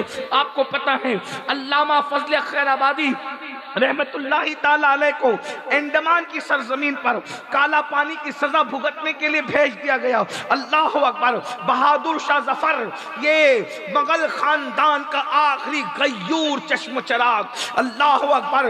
یہ بہادر شاہ ظفر کون ہے پتہ ہے؟ کوئی معمولی آدمی نہیں ہے، یہ اتنا پڑھا لکھا تھا کہ علامہ فضل خیر آبادی کے ساتھ بیٹھنے والا آدمی تھا، غالب کے ساتھ بیٹھنے والا آدمی تھا، مفتی صدر الدین آزردہ کے ساتھ بیٹھنے والا آدمی تھا۔ آج کل تو لوگوں کے پاس دولت آتی ہے تو ان کو عیاشیاں سوچتی ہے، ان کو جو ہے وہ معاذ اللہ گناہ سوچتے ہیں، گناہوں کے اڈے سوچتے ہیں، لیکن اللہ مغل خاندان کا آخری چشم چراغ ہم جسے کہتے ہیں حضرت بہادر شاہ ظفر اتنا پڑھا لکھا آدمی تھا کہ فضل خیر آبادی کی شاعری اور قلم میں اور بہادر شاہ کے قلم میں آپ کو فرق نظر نہیں آتا۔ میں بتاؤں آپ کو، اللہ اکبر، اگر غالب کی شاعری کو دیکھیں اور بہادر شاہ ظفر کی شاعری کو دیکھیں فرق نظر نہیں آتا، لیکن فکر کیا ہے؟ آج مالداروں کو کسی کے خوبصورت گالوں سے پیار ہے، کسی کی زلفوں سے پیار ہے، کسی کے بدن سے پیار ہے، کسی کے رخسار سے پیار ہے۔ آؤ ہندوستان کے غیر منقسم ہندوستان کے بادشاہ کی فکر دیکھو۔ ایک کلام میں ان کا پیش کرتا ہوں، آپ کو اندازہ ہوگا، شعراء یہاں موجود ہیں، محظوظ ہوں گے۔ اس نے کہا تھا اور اس میں یقین کتنا ہے، علمی پختگی کتنی ہے، تخیلات کی بلندی کتنی ہے۔ بہادر شاہ ظفر کہتے ہیں اللہ اکبر، آندھیاں غم کی چلے گی، آندھیاں غم کی چلیں گی تو سنور جاؤں گا۔ آندھیوں سے لوگ بکھرتے ہیں، یہ بہادر شاہ ظفر کا یقین ہے، کہہ رہے ہیں آندھیاں غم کی چلیں گی تو سنور جاؤں گا۔ تیری زلفیں نہیں ہوں کہ میں بکھر جاؤں گا، تیری زلفیں نہیں ہوں کہ بکھر جاؤں گا۔ مجھ کو پھانسی پہ چڑھانے کی ضرورت کیا ہے؟ مجھ کو پھانسی پہ، بادشاہ کی فکر دیکھو، مجھ کو پھانسی پہ چڑھانے کی ضرورت کیا ہے؟ میرے ہاتھوں سے قلم چھین لو مر جاؤں گا، میرے ہاتھوں سے قلم چھین لو مر جاؤں گا۔ یہ بادشاہ کی فکر ہے، میرے ہاتھوں سے قلم چھین لو مر جاؤں گا۔ تجھ سے بچھڑا تو یہ نہ پوچھ کدھر جاؤں گا، تجھ سے بچھڑا تو یہ نہ پوچھ کدھر جاؤں گا، تجھ سے بچھڑا تو یہ نہ پوچھ کدھر جاؤں گا۔ میں تو دریا ہوں سمندر میں اتر جاؤں گا، میں تو دریا ہوں سمندر میں اتر جاؤں گا۔ میں ظفر ہوں، میں ظفر ہوں، مجھے کوئی مٹا سکتا ہی نہیں۔ میں ظفر ہوں، مجھے کوئی مٹا سکتا ہی نہیں۔ میں تو شاعر ہوں، کتابوں میں بکھر جاؤں گا، میں تو شاعر ہوں، کتابوں میں بکھر جاؤں گا۔ اندازہ فرمائیں، یعنی بادشاہ لوگ بھی اپنے بچوں کو اتنا پڑھایا کرتے تھے۔ اللہ اکبر۔ پھر بہادر شاہ ظفر کا حال یہ ہوا، ان کو بھی انڈمان بھیجا گیا، علامہ فضل خیر آبادی کو بھی انڈمان بھیجا گیا اور ایک ایک عالم کو چن چن کر کے قتل کیا گیا، شہید کیا گیا۔ آئیے شہادت کی ایک داستان سنیں، پھر میں اپنے عنوان کو دوسری طرف لے کر کے جاؤں، اس لیے کہ آزادی کے ذکر کے بعد پیغام اسلام بھی پیش کر کے کے اپنی بات پوری کرنا ہے۔ میرا 35 منٹ مکمل ہوا اور اب میرے پاس 25 منٹ 30 منٹ بچے ہیں، میں اس میں جلدی جلدی اپنی بات پوری کرنے لگا ہوں۔ ایک شہادت سن لیجئے تاکہ میرے جوانوں کو پتا چلے اس ملک کے لیے تم نے کتنا خون بہایا ہے۔ وہ کہنے والے کا شعر بڑا مشہور ہو گیا ہے کہ سبھی کا خون شامل ہے یہاں کی مٹی میں۔ عام طور پہ میں دوسروں کے اشعار نہیں پڑھتا، میں اپنے بزرگوں کے اشعار پڑھتا ہوں، لیکن میں نے صرف اشارہ کر دیا تاکہ یاد تازہ ہو جائے۔ اللہ اکبر، تعصب بھی نہیں ہے، لیکن میں یہ چاہتا ہوں کہ اپنے بزرگوں سے آگے نہ بڑھوں اور نہ اپنے بزرگوں سے پیچھے رہوں۔ ہماری غیرتیں عقیدتیں بہت مضبوط ہیں، عقیدتوں کی غیرتیں ہمارے یہاں بہت عروج پر ہیں، اس لیے میں کسی اور شاعر کو نہیں پڑھنا چاہتا، اس لیے کہ ہمارے یہاں اتنے بڑے بڑے ہیں نا، اللہ اکبر، کہ ان کا قصر مینار اتنا بلند ہے کہ دیکھنے والوں کی ٹوپیاں گر سکتی ہیں مگر ان کے مینار کے اینڈ پر لوگوں کی نگاہ نہیں پہنچ سکتی۔ اللہ اکبر، مینار قصر رضا تو بلند کافی ہے، تم اس کے پہلے ہی زینے پہ چڑھ کے دکھلا دو۔ فتاوی رضویہ تو ایک کرامت ہے، ذرا حدائق بخشش ہی پڑھ کے دکھلا دو۔ ابھی حدائق بخشش ہمارے پاس موجود ہے، انشاءاللہ ضرورت نہیں پڑے گی، لیکن بہرحال عرض کیا کر رہا تھا، اندازہ فرمائیں۔ اللہ اکبر، امام احمد رضا جیسا بندہ بھی وطن سے اتنی محبت کرتا ہے کہ اس کو وطن کی محبت سے شکایت کرنی پڑی۔ اتنا بڑا کشتہ عشق رسول مدینے میں اس کو وطن یاد ہی آ گیا۔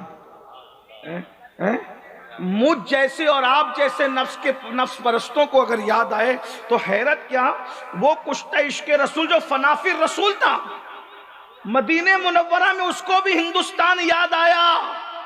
لوگ کیسے کہتے کہ ہم ہندوستان سے پیار نہیں کرتے؟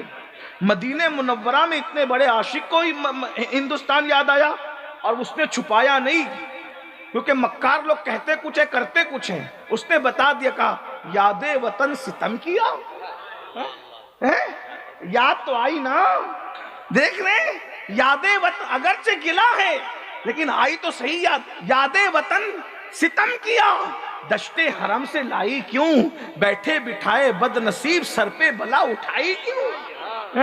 اور اس کے بعد دوسرے مقام پر کہتے ہیں، اللہ اکبر، حور جنا ستم کیا، طیبہ نظر میں پھر گیا، حور جنا ستم کیا، طیبہ نظر میں پھر گیا، چھوڑ کے نغمہ حجاز دیس کی چیز گائی، چھوڑ کے نغمہ حجاز دیس کی چیز گائی کیوں، دیس کی چیز گائی کیوں۔ وقت نہیں ورنہ اس پہ گفتگو ہوتی، چھوڑ کے نغمہ حجاز دیس کی چیز گائی کیوں۔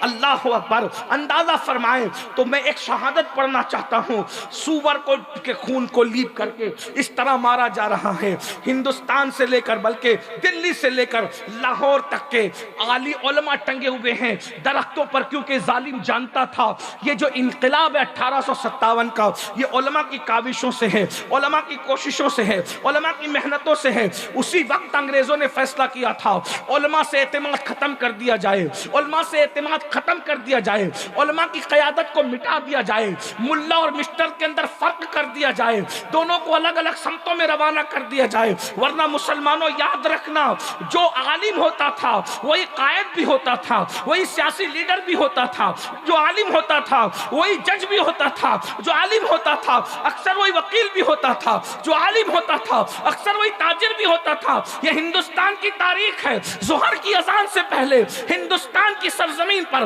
عدالت میں بیٹھ کر جو فیصلہ کرتا تھا وہی جج ظہر کی اذان کے بعد مسجد میں نماز پڑھانے کے لیے تشریف لاتا تھا۔ اسی جج کو، چیف جسٹس کو دنیا علامہ فضل خیر آبادی کے نام سے جانتی ہے۔ میرے بھائیوں، یہ ہماری تاریخ کی، یہ بھی بتا دوں، اللہ اکبر، جو بادشاہ تھا وہی دلی کی جامع مسجد کی تراویح کا امام بھی تھا۔ اس تراویح کے امام کو دنیا حضرت اورنگزیب عالمگیر کے نام سے جانا اور پہچانا کرتی تھی۔ اندازہ تو فرمائے، تفریق ہوئی ہے ہمارا۔ انگریزوں کے آنے سے جتنا نقصان ہمارا ہوا ہے اتنا کس کا ہوگا؟ ہم دکھی ہیں، تن کے گورے من کے کالے انگریزوں نے ہمارا بڑا نقصان کیا۔ کیا نقصان کیا؟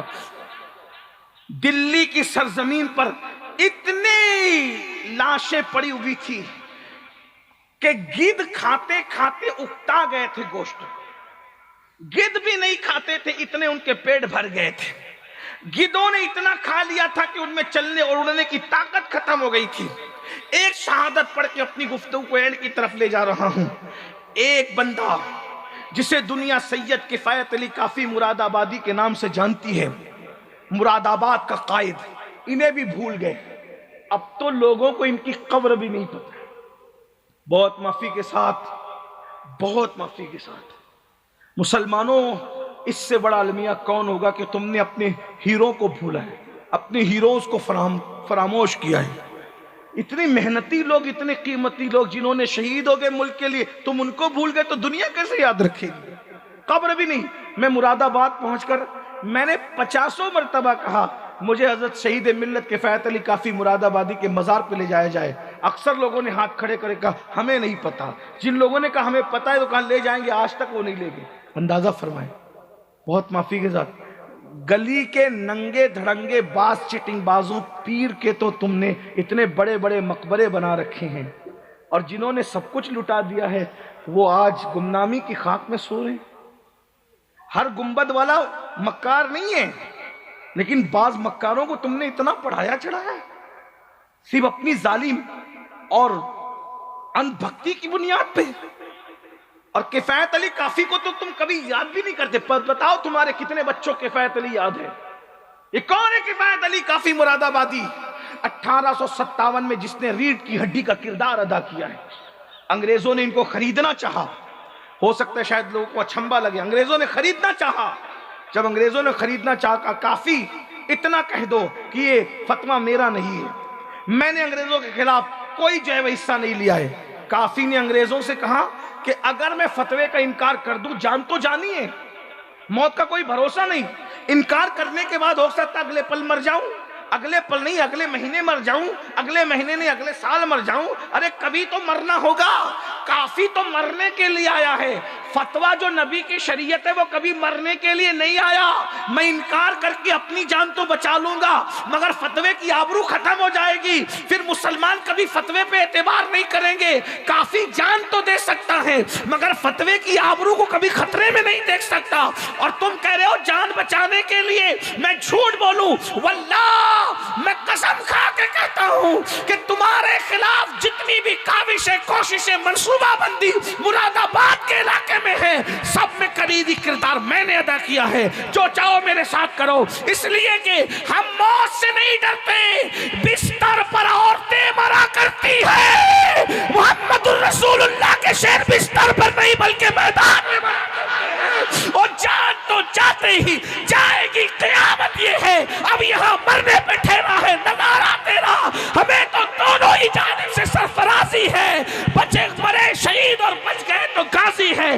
جب تک تم موت سے محبت کرتے تھے دنیا تمہارے قدموں میں جھکتی تھی. اتنے بزدل ہو گئے ہو دنیا کی محبت میں ڈوب کر کہ اب تم اپنے سائے سے ڈرتے ہو، چپکلی سے ڈرتے ہو، چوہوں سے ڈرتے ہو. اللہ اکبر. جب عاشق عشق کرتا ہے نبی سے تو اس کو موت سے ڈر نہیں لگتا. وہ موت مانگتا بھی نہیں ہے مگر موت سے ڈرتا بھی نہیں ہے. اس لیے کہ عاشق تو یہ کہتا ہے کہ جتنی خوشی مدینے جانے میں ہوتی ہے اس سے زیادہ خوشی عاشق کو مر جانے میں ہوتی ہے. مدینے جاؤ تو گنبد نظر آتا ہے اور مر جاؤ تو گنبد والا نظر آتا ہے. آج پھولے نہ سمائیں گے کفن میں آسی، قبر کی شب ہے کس گل سے ملاقات کی راہ قبر میں لہرائیں گے. تا حشر چشم نور کے جلوہ فرما ہوگی جب طلعت رسول اللہ کی. بس وہ ایک شہادت سنیں. کافی مراد آبادی کو انگریزوں نے کہا کافی انکار کر دو، نہیں کافی مرنے کے لیے تیار ہو جاؤ. سنیے، آج کل 1857 کے بعد کی مینڈکیوں کو زکام ہوا، کہتے ہم بھی تھے. میں نے کہا تمہارا مسلک پیدا بھی نہیں ہوا تھا بچوں، تم تو پیدا 1857 کے بعد کے نوزائیدہ ہو. ہاں تم کہاں سے تھے؟ یہ سب یا غوث اور یا خواجہ کہنے والے تھے، یہ سب یا رسول اللہ کہنے والے تھے، یہ یا علی کہنے والے تھے. آپ نہیں تھے. آپ تو اس وقت پیدا بھی نہیں ہوئے. آپ کی ولادت 1857 کے بعد ہے، یہ یاد رکھیے. ہاں ہم ہی تھے. غریب نواز کو ماننے والے، غوث پاک کو ماننے والے، مولا علی کو ماننے والے، پنجتن کو ماننے والے، صحابہ کو ماننے والے، چار یاروں کو ماننے والے، مزاروں کو ماننے والے، ہاں چادر گھاگر کرنے والے یہی تھے سب۔ بلکہ امیر خسرو تو کہتے ہیں ہمارے زمانے میں تو اتنی سنیت ہندوستان، یہ امیر خسرو کا خط ہے، ایک خط میں کہتے ہیں ہمارے زمانے میں تو سنیت ہندوستان پر اتنی غالب ہے کہ ہندوستان میں دریا میں رہنے والی مچھلی بھی سنی ہے۔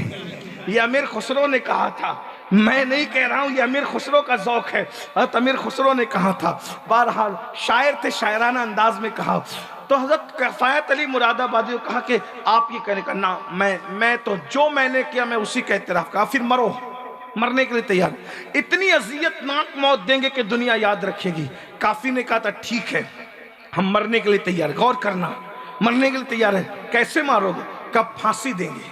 مراد آباد کی جیل کے سائے میں سید کفایت علی کافی مراد آبادی کو پھانسی دی جا رہی ہے۔ اور یہ سید کفایت علی کافی کون ہے؟ امام حسین کا لاڈلہ ہی ہے، امام حسین کی نسل میں سے ہے، سبحان اللہ۔ وہ سید کیا جو بزدل ہو، سید تو بہادر ہوتا ہے، اس لیے کہ نسلیں جو ہے شہید ہے، مولا علی شہید، ان کے چچا شہید، ان کے بیٹے شہید، ان کے پوتے شہید، پر پوتے شہید، لکڑ پوتے شہید، اللہ اکبر، یہ خاندان شہیدوں کا خاندان ہے۔ یہی تو بات ہے، اللہ اللہ، یہاں شہادت سے بہت پیار ہے، اور موت کی اصلی لذت تو شہادت ہے، یاد رکھنا، موت کی اصلی لذت تو شہادت ہے۔ ایک بات بتا دوں، طبعی موت مرنے اور شہادت میں مرنے میں فرق کیا ہے؟ ایک صوفی کا قول عرض کروں، ڈبے کا دودھ پینے اور ماں کا دودھ پینے میں جتنا فرق ہے اتنا ہی فرق تو بستر پہ مرنے اور شہادت میں مرنے۔ مسلمان کبھی مرنا ہی نہیں چاہتا تھا بستر پر، مسلمان تو شہادت کی موت چاہتا تھا۔ اور ایک بات، ایک عمل تمہیں بتا دیتا ہوں، ایک عمل، کہیں بھی مرو شہید مرو گے، وہ کیا ہے؟ میرے آقا فرماتے ہیں جو میری آل کی محبت میں مرے گا اللہ اس کو شہادت کا مرتبہ عطا فرمائے۔ ایک اور عمل سن لیں، ہمیشہ باوضو رہو، باوضو جہاں بھی مرے گا اس کو شہادت کا مرتبہ ملے گا۔ رات میں سورہ یاسین پڑھنے کے عادی بنو، جو سورہ یاسین پڑھا کرے گا اگر اسی رات اس کا انتقال ہو گیا تو بھی اللہ اس کو شہادت کا مرتبہ عطا فرمائے گا۔ بہرحال عرض یہ کر رہا تھا، کافی سے کہا گیا واپس لے لو بات، کہا نہیں ہم نے جو کیا ہے وہ کیا ہے، تو کہا پھر مرو، پھانسی لو، کہاں؟ مراد آباد کی جیل کے سائے میں پھانسی دیں گے، ٹھیک ہے۔ جب لے جانے لگے تو کافی کو کہا کافی، جو بھی جس کو بھی پھانسی دی جاتی ہے، مارا جاتا ہے، قتل کیا جاتا ہے، دنیا کا اصول ہے کہ اس کی آخری خواہش پوچھی جاتی ہے، بتاؤ تمہاری آخری خواہش کیا ہے؟ یہ تھے مجاہدین آزادی، یہ تھے آزادی کے ہیرو، یہ تھے فائٹر، اللہ، وہ یہ فائٹر لوگ تھے جنہوں نے فائٹ کیا تھا انگریزوں کے خلاف۔ حضرت کافی مراد آبادی کو جب کہا گیا تمہاری آخری خواہش کیا ہے تو کہا ایک ہی آخری خواہش ہے کہ پوری زندگی اپنے نبی کی نعت لکھتا رہا، اب دنیا سے جا رہا ہوں، آج کے بعد میں لکھنے کے قابل نہیں رہوں گا، تو سوچتا ہوں جاتے جاتے ایک آخری نعت اپنے نبی کی بارگاہ میں تحفتاً پیش کر کے جاؤں، اگر اجازت دو تو میں نعت لکھ دوں۔ یہاں شاعر لوگ موجود ہیں، کلام لکھنے والے موجود ہیں، اگر بچے بھی چیختے ہیں تو کلام کی جو آمد ہوتی ہے وہ منتشر ہو جاتی ہے۔ کلام لکھنے کے لیے، کلام کو تخلیق کرنے کے لیے سکون چاہیے، اطمینان چاہیے، گڑبڑی کا ماحول نہیں چاہیے، انتشار کا ماحول نہیں چاہیے۔ میرے بھائی انتشار کے ماحول میں تقریر نہیں ہو سکتی، کسی کلام کی تخلیق کیا ہو سکتی ہے؟ مگر قربان جائیں، پھانسی کے پھندے پہ جاتے جاتے کافی کتنے مطمئن ہوں گے کہ نیا کلام لکھ رہے ہیں، لوگوں کو پرانے اشعار یاد نہیں آتے۔ یہ حضرت کافی کی بہادری ہے کہ جاتے جاتے نئی نعت، یعنی عشق رسول کتنا جوبنوں پر تھا کہ جس کو پھانسی کے پھندے پہ بھی نعت رسول نظر آ رہی تھی، اور جو نعت لکھی ہے میں چیلنج سے کہتا ہوں لکھنؤ کے قریب یہ نعت پڑھ رہا ہوں، اس میں کوئی ادبی غلطی سامنے رکھ دو پھر بات کریں گے۔ پھانسی کے پھندے پہ نعت لکھی جا رہی ہے، ادب اور عشق دونوں گلے مل رہے ہیں، عقیدے کی بات ہو رہی ہے، دشمن کو چیلنج کیا جا رہا ہے۔ وہ انداز یہ ہے کوئی گل باقی رہے گا نہ چمن رہ جائے گا۔ انگریزوں تم سامنے کھڑے، انگریز سامنے کھڑے تھے، ان کو کافی للکار کے کہہ رہے ہیں کوئی ہم تو جا رہے ہیں، کوئی گل باقی رہے گا نہ چمن رہ جائے گا، او ہم جا رہے ہیں تم بھی نہیں رہو گے، کوئی گل باقی رہے گا نہ عقیدہ بول رہا ہے، پر رسول اللہ کا دین حسن رہ جائے گا، پر رسول اللہ کا دین حسن رہ جائے گا۔ دیکھو آج کوئی انگریز نہیں ہے ہندوستان میں، مگر نبی کا دین اس سرزمین پر موجود ہے۔ کوئی گل باقی رہے گا نہ چمن رہ جائے گا، پر رسول اللہ کا دین حسن رہ جائے گا۔ اطلس و کم خواب کی پوشاک میں نازا نہ ہو، اطلس و کم خواب کی پوشاک میں نازا نہ ہو، اس تنے بے جان پر خاکی کفن رہ جائے گا۔ ہم سفیر و باغ میں ہیں، کوئی دم کا چہچہا، ہم سفیر و باغ میں ہیں، کوئی دم کا چہچہا، بلبلیں اڑ جائے گی، سونا چمن رہ جائے گا۔ عقیدہ دے رہے ہیں، جو پڑے گا صاحب لولاک کے اوپر درود، جو پڑے گا صاحب لولاک کے اوپر درود، آگ سے محفوظ اس کا تن بدن رہ جائے گا۔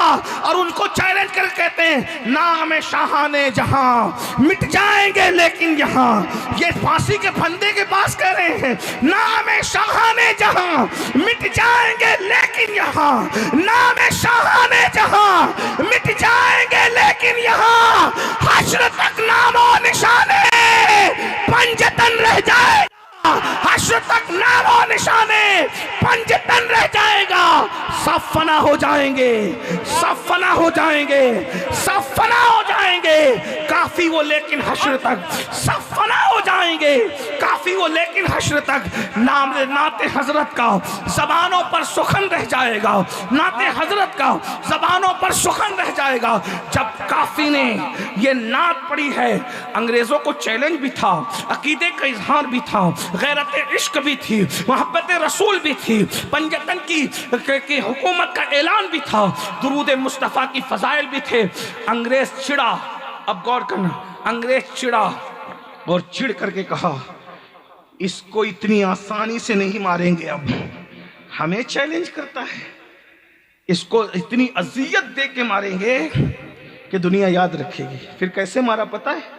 پھانسی دینے سے پہلے استریاں لی گئی، استریاں، استریاں سمجھتے ہیں نا؟ ہاں، جس سے آپ پریس کرتے ہیں نا، استریاں وہ لی گئی۔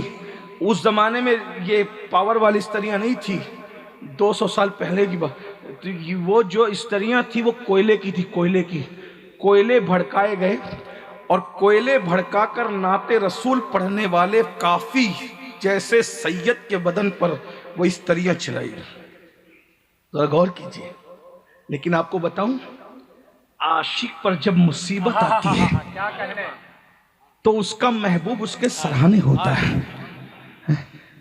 فریاد امتی جو کرے حال زار میں، ممکن نہیں کہ غیر بشر کو خبر نہ ہو، واللہ وہ سن لیں گے، فریاد کو پہنچیں گے۔ اتنا تو ہو کوئی کہ کرے دل سے۔ میرے عزیز، جو میں بار بار آپ سے کہتا ہوں، یہ ہمارے علماء کہتے ہیں نا، نبی سے عشق کرو، آقا سے عشق کرو، حضور کے ہو جاؤ۔ اسی لیے کہتے ہیں جب ان سے عشق کرو گے تو اکیلے میں مزہ آئے گا، جب اکیلے رہو گے تو یوں لگے گا کوئی تمہارے ساتھ ساتھ ہے، جب رو گے تو یوں لگے گا کوئی اپنی آستین سے تمہارے آنسو پوچھ رہا ہے، جب لوگ تمہیں ستائیں گے تو یوں لگے گا کوئی تسلی کا ہاتھ دھر کر تمہیں تسلی دے رہا ہے۔ سب سے پیار کیا نا، ان سے بھی پیار کر کے دیکھو، سب سے عشق کیا نا، ان سے بھی عشق کر کے دیکھو، سب سے دل لگایا نا، ان سے بھی دل لگا کے دیکھو۔ سب کی چاپلوسی کی ہے نا، ان کی بھی تعریف کر کے دیکھو، سب کے گن گائے ہیں نا، ان کے بھی گن گا کے دیکھو، سب کے ہوئے ہونا ان کے بھی ہو کے دیکھو۔ ہر جگہ دل لگایا سوائے دھوکے کے کچھ اور نہیں ملا، ہر جگہ دل لگایا سوائے مکر کے کچھ اور نہیں ملا۔ میرے عزیز، ہر جگہ دل لگا کر تو نے دھوکا پایا ہے، کبھی جانے وفا سے بھی دل لگا کے دیکھ، کبھی جانے وفا کے بھی قریب آ کر دیکھ۔ گانے اور غزلوں کی دنیا میں اپنی زندگی کو گزار کر کے دکھی رہنے والوں، کبھی نعت رسول کی دنیا میں بھی تو آؤ، کبھی حسن رسول کی دنیا میں بھی تو آؤ۔ بدبو دار زلف و رخسار کی باتیں کرنے والوں، کبھی غیرت عشق میں ڈوب کر کے ان خوشبودار زلفوں کی بات بھی تو کرو جس سے فرش بھی مہک رہے ہیں اور عرش بھی مہک رہا ہے۔ میرے امام کہتے ہیں، میں تشریح نہیں کروں گا، صرف اشارہ دوں گا، یوں بھی لکھنؤ کے قریب کے لوگ ہیں، بہرحال لکھنؤ کے قریب بھی ادب اٹھتا جا رہا ہے، لیکن پھر بھی پڑھ دیتا ہوں، کبھی تو کوئی سمجھے گا۔ بزم ثنائے زلف میں، بزم ثنائے زلف میں میری عروس فکر کو، بزم ثنائے زلف میں میری عروس فکر کو، ساری بہار حشت خلد چھوٹا سا عطر دان ہے۔ جانتے ہو، کچھ سمجھے، نبی کی زلفوں کی خوشبو کے سامنے آٹو جنت کی خوشبو سمیٹ دی جائے تو ایسا لگے چھوٹی سی ڈبیا رکھی ہوئی ہے، چھوٹی سی ڈبی، آٹھوں جنت کی خوشبوئیں سمٹ کر جس کی زلفوں کے سامنے ایک چھوٹی سی عطردان کی ڈبیا بن جاتی ہے، ان زلفوں کی خوشبو کا عالم کیا ہوگا۔ کہاں کھولے ہیں گیسو یار نے، خوشبو کہاں تک ہے۔ وہاں اللہ اکبر، چمن طیبہ میں سنبل جو سوارے گیسو، دور بڑھ کر شکنے ناس پہ وارے گیسو، بھینی خوشبو سے مہک جاتی ہے گلیاں واللہ، بھینی خوشبو سے مہک جاتی ہے گلیاں واللہ۔ کیسے پھولوں میں سنوارے ہیں تمہارے گیسو، کیسے پھولوں میں سنوارے ہیں تمہارے گیسو۔ اے میری قوم کے جوانوں، آؤ عشق کریں اس سے جو جانے وفا ہیں، آؤ رشتہ جوڑیں اس سے جو جانے وفا ہیں، آؤ ان کے ہو جائیں جو قبر میں بھی نہیں چھوڑتے، حشر میں بھی نہیں چھوڑیں گے، کسی مصیبت میں نہیں چھوڑیں گے۔ مصیبت آتی ہے تو سب ساتھ چھوڑ دیتے ہیں، مگر میرے آقا وہ ہیں جو مصیبتوں میں بھی کریم ہیں، اللہ اکبر، بلاؤں میں بھی کریم ہیں۔ ان کے نثار کوئی کیسے ہی رنج میں ہو، جب یاد آ گئے ہیں سب غم بھلا دیے ہیں۔ ہاں ہاں، جس سے خدا بھی پیار کرتا ہے اس سے پیار کیجئے۔ جب کافی مراد آبادی نے نعت رسول پڑھ کر انگریزی حکومت کو چیلنج کیا ہے تو ظالم نے کہا تھا اس کے بدن پر استری پھیر دو کوئلے سے تپا کر۔ جب کافی کے بدن پر استری پھیری جا رہی تھی تو کافی نے چیخ کر اوہ امی ابا نہیں۔ جب استری پھیری گئی تو عاشق کو محبوب یاد آیا، اغثنا یا رسول اللہ، اغثنا یا رسول اللہ۔ جیسے ہی استری پھیری گئی اور کافی نے کہا اغثنا یا رسول اللہ، آنکھیں بند کر کے کہا اغثنا یا رسول اللہ، اور جب آنکھیں کھلی ہے تو مصطفیٰ جان رحمت سامنے جلوہ فرما تھے، حضور تشریف فرما تھے کافی کو تسلی دینے کے لیے۔ اللہ اکبر، کافی نے روتے ہوئے کہا یا رسول اللہ میں نے دیر کر دی، اگر مجھے پتا ہوتا کہ بدن پر استریاں پھرانے پر آپ نظر آتے ہیں تو میں یہ کام پہلے کر چکا ہوتا تاکہ جلوہ یار پہلے نظر آ جاتا۔ اندازہ تو فرمائیں، یہ شہادت کافی مراد آبادی نے اٹھائی ہے اور بے شمار، اللہ اکبر، ہزاروں عورتیں بیوہ ہوئی ہیں، ہزاروں بچے یتیم ہوئے ہیں، ہزاروں گھر لٹے ہیں، تب یہ ہندوستان کا جو ہے وہ اللہ اکبر سہاگ بچا ہے، ہندوستان کا تخت و تاج بچا ہے، ہندوستان کی آبرو بچی ہے۔ میرے عزیز، مسلمانوں نے بڑی قربانی، سب قوموں نے دی، مسلمانوں نے بڑی قربانیاں دی، لیکن انگریز جاتے جاتے یہ بیج بو گیا، سب کو آگے بڑھنے دو مگر مسلمان کو آگے نہ بڑھنے۔ یہ فتنہ وہ چھوڑ گیا، آج لوگ اس پر عمل کر رہے ہیں۔ ہمیں کیا کرنا ہے؟ آزادی کو پون صدی گزر گئی، آزادی کو پون صدی گزر گئی، جس مسلمانوں کے ہاتھوں سے تخت تاج چھینا گیا تھا، جنہوں نے 1857 میں قربانیاں دی تھی، جنہوں نے محنتیں کی تھی، سب کچھ اپنا لٹایا تھا، آج ان کا حال یہ ہے، پھر بھی ہم سے یہ گلہ ہے کہ وفادار نہیں۔ ایسے حالات میں ہمیں کیا کرنا چاہیے؟ 3 باتیں کر دوں، بس بات ختم کر دوں، توجہ ہے، بہت اچھے سن رہے ہو۔ 3 باتیں، نمبر 1، 3 باتیں، ہندوستان ہی نہیں پوری دنیا کا مسلمان اس وقت تو 3 باتوں کو فوکس کریں۔ کوئی گالی دے رہا ہے، دینے دیجئے، گالی کا جواب گالی سے مت دیجئے۔ وجہ، ہمارے مذہب میں پسو اور کھٹمل کو بھی گالی دینے کی اجازت نہیں ہے۔ اور بتا دوں، ہمارے مذہب میں شیطان کو بھی گالی دینے کی اجازت نہیں ہے۔ شیطان شیطان ہے، لیکن شیطان کی وجہ سے تم اپنی زبان کیوں خراب کر رہے ہو؟ اب یہاں پیغام اسلام بھی آپ کے سامنے رکھتا ہوا چلوں، کتنی افسوس کی بات ہے نا، جو مذہب شیطان کو گالی دینے کی اجازت نہیں دیتا، آج اس مذہب کے ماننے والے اپنی بیوی کو ماں بہن کی گالی دے رہے ہیں، اپنے بچوں کو ماں بہن. کس مذہب پر ہو؟ اسلام میں تو ایسا نہیں. ارے گالی تو دور کی بات، اگر سننے بیٹھے ہو تو میں آپ کو بتا دوں، صوفیہ تو ایک دوسرے کو ابے، یہ جو ابے ہے نا، ابے ابے ابے کہنے سے بھی صوفیہ منع کرتے. ابے، آج کل تو ابے تو لوگ برا سمجھتے ہی نہیں، ابے تبے تو محرہ بن گیا ہے. صوفیہ کے یہاں ابے بھی کہنے کی، مسلمان ابے نہیں کہہ سکتا صوفیہ کے یہاں. کیوں؟ اس لیے کہ ناجائز و حرام نہیں ہے، لیکن ایک زینت ہوتی ہے، زبان شائستگی ہوتی ہے، ایک وقار ہوتا ہے. اور یہ میں کہاں سے پڑھ رہا ہوں سنیے. ایک بہت بڑا نام ہے صوفیہ کی دنیا میں، خواجہ بندہ نواز گیسو دراز. خواجہ صاحب گئے اپنے دوست سے ملنے کے لیے. ان کے دوست بہت بڑے مفتی بھی تھے اور حکیم بھی تھے. ان کے پاس ایک غیر مسلم آیا دوا لینے کے لیے، اس کا نام تھا بنو. کیا نام تھا؟ بنو. تو مفتی صاحب جو حکیم بھی تھے، انہوں نے اس کو کہا ابے بنو بعد میں آنا، ابھی مہمان آئے ہوئے. ابے بنو، ابے بنو بعد میں آنا، مہمان آئے ہوئے. وہ تو چلا گیا بنو. سرکار بندہ نواز نے کہا مفتی صاحب آپ بھی ابے کہتے ہو؟ آپ بھی ابے کہتے ہو؟ مفتی صاحب نے اپنی شرمندگی مٹانے کے لیے، حضرت وہ کافر تھا نا اس لیے میں نے ابے کہہ دیا. تو سرکار بندہ نواز نے فرمایا مفتی صاحب وہ کافر تھا نا، آپ تو مومن ہو، آپ کو کیسے زیبا دیتا ہے کہ آپ ابے کہو؟ جس مذہب کے صوفیہ ابے کہنے سے منع کرتے ہو، یہ ادب سکھاتے ہو، آج اس مذہب کے ماننے والے اپنی بیوی کو ماں بہن کی گالی دے رہے ہیں، اپنے بچوں کو ماں بہن. یہ اسلام نہیں ہے. سرکار غریب نواز فرماتے ہیں جو کسی مسلمان کو گالی دے، ڈر ہے کہ مرتے وقت اس کی زبان پہ کلمہ طیبہ جاری نہیں ہوگا. گالیاں دینے والوں مرتے وقت کلمہ طیبہ سے محروم ہو سکتے ہو، اس لیے توبہ کرو. ہم گالی دینے والے لوگ نہیں ہیں. اگر کوئی ہمیں گالی دیتا ہے، ہم گالی کے مقابلے میں گالی نہیں دیتے. وجہ، کتا انسان کو کاٹتا ہے، انسان پلٹ کر کتے کو نہیں کاٹتا. سانپ انسان کو ڈستا ہے، انسان پلٹ کر کبھی سانپ کو نہیں ڈستا. اس لیے یاد رکھنا، تم اپنی پہچان بناؤ. ہماری پہچان گندگی سے نہیں ہونی چاہیے، ہماری پہچان پانی سے ہونا چاہیے، کیونکہ گندگی ہمیشہ پانی سے صاف ہوتی ہے. گندگی ہمیشہ پانی سے صاف ہوتی ہے. گندگی کے مقابلے میں گندگی رکھو گے تو گندگی بڑھ جائے گی. گندگی کو پانی سے صاف کرو گے تو گندگی ختم ہو جائے گی. تم گندگی مت بنو، تم پانی بنو.